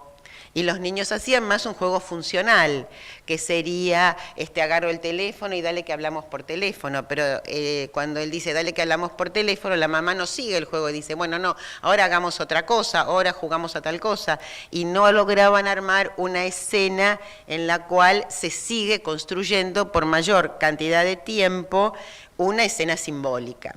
Entonces, ¿qué elementos encontramos ahí? Que la capacidad reflexiva, esa atribución de qué está diciendo el chico con aquello que está mostrando en su conducta, ayuda a que el niño tenga un mayor nivel de juego simbólico complejo. Y lo mismo respecto de los indicadores de desregulación. Cuanto más impulsividad hay en el juego, menos nivel simbólico hay en el juego.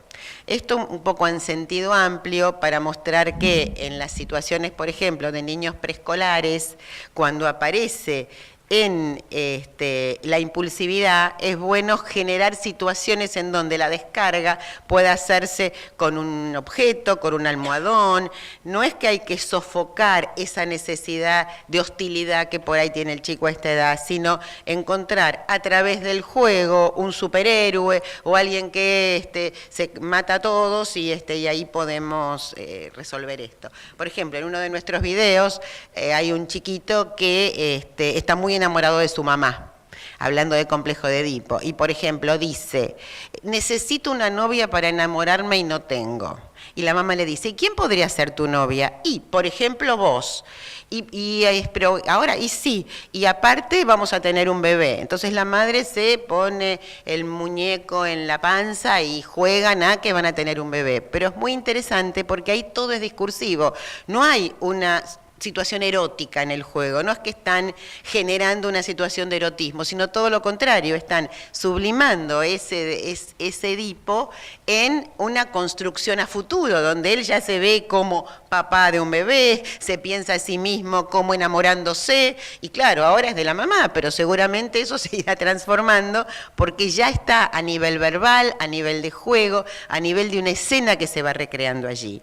Bueno, estas son una de las cosas que en esas observaciones vemos que es interesante para no perder la capacidad de juego simbólico en los niños. Si tempranamente metemos juegos de computadora y los chicos ya rápidamente juegan a juegos reglados, esto obstruye un poco esta capacidad creativa que como también vimos en los videos que mostró Sandra, de los agrandaditos, de ese pensamiento transductivo que es muy creativo, y si rápidamente se ponen pantallas demasiado temprano, nos vamos a ir perdiendo toda esta capacidad creativa que aparte los niños aprenden tan rápidamente las pantallas que si se las damos a los 2, a las 3 o a los 4 años, no creo que cambie nada la rapidez que van a tener en el mundo operativo de la computadora.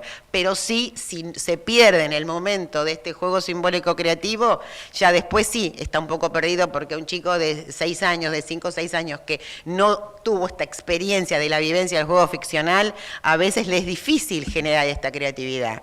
Entonces, me parece que esto, bueno, arma un poco la idea de darle importancia al juego ficcional. Bueno, otro punto que no sé si hay preguntas o no hay, como para que respondamos a alguna cuestión. Bueno, entonces vamos a ver un poquito algunas conclusiones que vamos a presentar ahora. O sea que en los casos, lo que se ha visto que en los casos de depresión materna, por ejemplo, que podría ser el caso de Kevin, como habíamos visto en la película, aunque el periodo de retraimiento de la madre sea corta, se produce una ruptura de la intersubjetividad. No se logra esta regulación mutua, esta intersubjetividad, y hay más riesgo de retraimiento. Entonces, como había comentado antes, una de las conclusiones es diferenciar en lo temprano autorregulación positiva de retraimiento, o sea, de desconexión con el adulto. Y que los dos tipos y el fracaso es en reparar los fallos interactivos, o sea, del afecto negativo, que pueden ser o retracción o intrusión. Por ejemplo, Trónica, a través de estas investigaciones, lo que encontró es que había dos tipos de reacciones en las madres deprimidas. Una podría ser las madres más retraídas, que son aquellas que tienen mayor tendencia a tener bebés retraídos o apáticos, pero algunas madres deprimidas son muy intrusivas, o sea, sobreregulan los afectos, tienen una sobrepresencia, y eso hace que los bebés sean más irritables, llorones y menos consolables. Pero sabemos que esos bebés llorones e irritables son aquellos que también piden más ayuda, porque entonces, en relación a la situación de riesgo, es más riesgoso un bebé retraído que no llora pidiendo ayuda que un bebé desregulado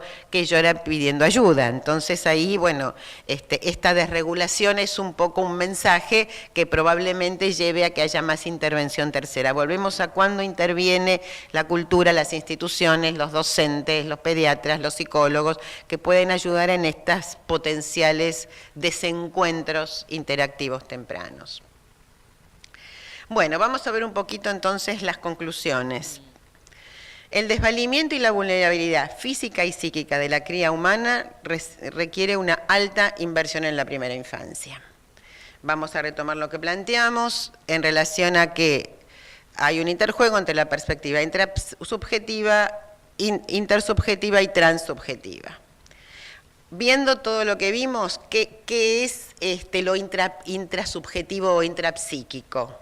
Las relaciones de sostén, la intimidad, que se cree un vínculo de intimidad con un adulto capacitado para ello en los primeros tiempos de la vida, y cuando no hay este adulto, ¿quién puede hacer esas suplencias para que esta creación de intimidad se dé?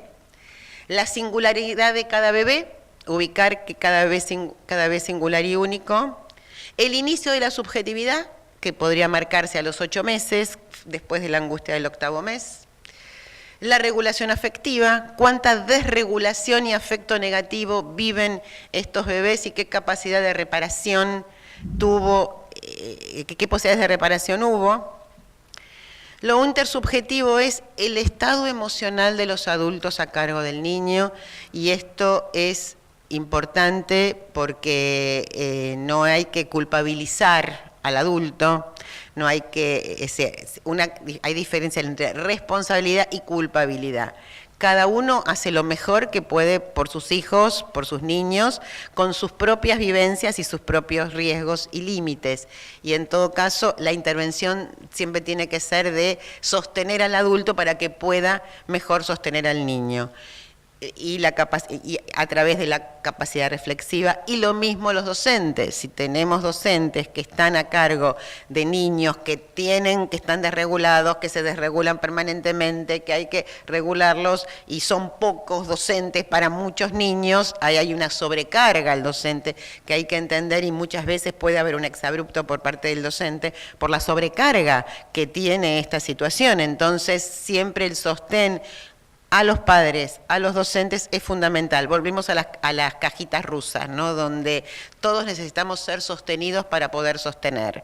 Y las instituciones a su vez nos sostienen, y creo que también alguna sociedad, el lugar que la infancia tiene para una sociedad y para privilegiar la infancia, creo que también eso ayuda muchísimo a las familias para trabajar sobre eso. Ignacio Leukovich había hablado del desfondamiento institucional de la familia, es decir, que las familias están demasiado exigidas, tienen demasiadas responsabilidades a veces para hacerse cargo de todo lo que implica la crianza, con esto de no ideal, pero fabuloso, digamos. No es ideal, pero es maravillosa la crianza de un bebé, ver cómo va creciendo, y el impacto que produce cuando alguna cosa no funciona de acuerdo al ideal. Y volviendo entonces a lo transubjetivo, que sería la política pública, la sensibilidad, el lugar que tiene en la sociedad la maternidad. Acá no es otro tema que venimos trabajando. Emil Cedillo Bleichmer trabaja sobre el superyo maternal y dice que hoy en día, justamente a pesar del avance, las madres están aún más perseguidas porque tienen que ser excelentes madres, excelentes parejas, excelentes profesionales, excelente persona, y esa sobrecarga de un superyo maternal a veces dificulta la empatía respecto a qué quiere este bebé, porque tengo tantas cosas que yo debo ser que no me doy cuenta que me está pidiendo el bebé algo mucho más simple. Entonces ella lo llamó superyo maternal, o sea, más específico respecto a la maternidad, y creo que esto es muy de nuestra época y de cada clase social y de cada más que clase social, yo diría, me gusta decir más microcultura de pertenencia. O sea, para ese microgrupo, ¿qué es lo valioso o lo desvalorizado? Y dónde me encuentro yo en ese gradiente, ¿no? Y eso va a influir. Entonces, fallas en la contención de la vulnerabilidad pueden producir aumento de la sensación de desvalimiento para toda la vida, o sea, una tendencia a que cualquier situación aumente mi desvalimiento, y eso implica que uno, especialmente en la clínica, cuando uno trabaja en esas situaciones, tiene una especial cuidado hacia personas que han pasado situaciones traumáticas difíciles. Freud dice algo muy lindo, que es diferenciar la miseria neurótica del infortunio común. Cuando hay situaciones infortunadas en la vida de una persona, bueno, esas van a tener una marca que es importante trabajar, pero la miseria neurótica es el plus que, para eso estamos los analistas, que quizás podríamos resolver de alguna manera. Entonces, bueno, cuando hay aumento de esta vulnerabilidad, hay un aumento de ansiedades persecutorias que a veces se pueden observar en la impulsividad, en la hiperactividad, en la tensión. Puede haber también déficit de subjetivación y disminución del potencial cognitivo, emocional y social. ¿Qué proponemos? Entonces, estudiar cuidadosamente, por un lado, los patrones madurativos primarios multisistémicos, o sea, las características constitucionales, genéticas, ver la parte de maduración, la parte propia de cada niño, las etapas evolutivas y libidinales y los estresores ambientales que hayan influido en estos procesos en la consulta actual. El momento a momento de la constitución psíquica, y acá hay un punto muy interesante para nosotros los psicólogos, que es saber que en cada momento de un logro evolutivo hay un conflicto. El pasaje de la fase oral a la fase anal implica un conflicto, el destete. A ver, ¿podrá mi madre perderme? ¿Quiero la teta? ¿No la quiero? Un corte. En la fase anal, la pérdida de una parte del cuerpo por lograr la cultura, la adaptación a la cultura. En la fase fálica, la competencia, la angustia de amenaza de si soy bueno o soy malo, qué pasa con mi propio cuerpo, y después la renuncia al amor incestuoso a los padres. En la latencia, los ideales, bueno, cuán eficaz yo soy y cómo voy luchando con los ideales. Esto es siempre un movimiento conflictivo que nos produce defensas. Las defensas son buenas, defendernos de los que nos produce sufrimiento es bueno. El tema es cuando hay demasiadas defensas que hacen que lo que el chico puede lograr de su potencial se vea disminuido. Eso lo vemos mucho en la fase de latencia y en los ejemplos que contó Alicia de cuando hay un conflicto con el ideal, ¿podré yo hacer esto? ¿Seré suficientemente bueno? ¿Podré cuidarlo? Y ahí gasto toda la energía para ver si soy bueno o no, en vez de ponerme a estudiar y ponerme a concentrar. Entonces me desconcentro y eso lleva a que sea menos bueno porque me desconcentré. Y bueno, entonces ahí es donde estaría la diferencia, en donde hay algo emocional en este problema de aprendizaje o hay algo propio del aprendizaje, de las escuelas, de los métodos que hoy son muy novedosos. Entonces, esta diferenciación entre los momentos de separación y de pasaje de etapas y las defensas que ayudan al crecimiento y las defensas que restringen el crecimiento, bueno, es uno de los puntos que nosotros nos ocupamos mucho los psicólogos, y ahí marca cuando hace falta una intervención, o cuando es algo que lo puede resolver la escuela, o cuando requiere una derivación a un profesional porque es algo que excede lo que por ahí la escuela puede hacer. Y ahí entonces tenemos así la frase de Bernard Goltz, que es un analista francés que también trabaja sobre el tema de la intersubjetividad, que dice: todos los crecimientos son tristes. Y al mismo tiempo tenemos entonces la de un proverbio africano que también dice: se necesita todo un pueblo para educar a un niño, que es también, bueno, cuánto toda la sociedad está en este proyecto de educación. Bueno, creo que acá, no sé si ustedes quieren agregar algo más, para ir cerrando, y estas son algunas fotos de niñitos, y esta es la foto de nuestro equipo de investigación. Bueno, queremos agradecer esta oportunidad de poder intercambiar con personas que están tratando de hacer lo mejor posible para nuestros niños en todo el país, y colaborar desde la universidad para algunas herramientas que espero hayan podido servir para poder ir repensando reflexivamente nuestras prácticas, nuestros obstáculos en la mejor manera posible. Así que bueno, agradezco y estamos en contacto.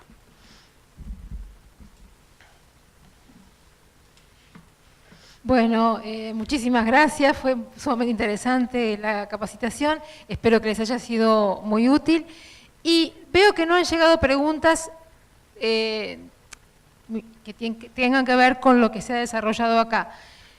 Por favor, tengan en cuenta que les vamos a mandar por mail las consignas para el trabajo final, ya que son de varias provincias los que están involucrados siguiendo la capacitación. Sería interesante que pusieran en juego también particularidades de sus provincias, porque ustedes son docentes con chicos que seguramente tengan realidades muy contrastantes entre una provincia y otra, entonces sería interesante que eso saltara en los trabajos finales. Eso yo se los voy a pasar cuando las doctoras me lo pasen.